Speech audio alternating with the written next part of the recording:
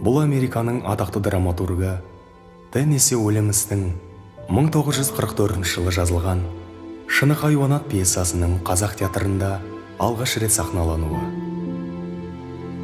Спектакльде қарапайымда арманшыл отбасы Уинфилдтер өмірі Томның еске алуы арқылы көрсетіледі.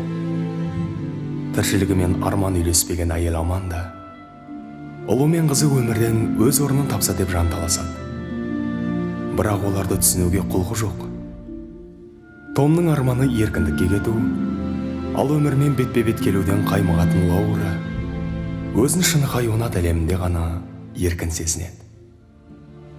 Алдамшы арман, жанжал қызығы мұңға батыратын қойылымда уақыттың жинақ белгілері де танылады.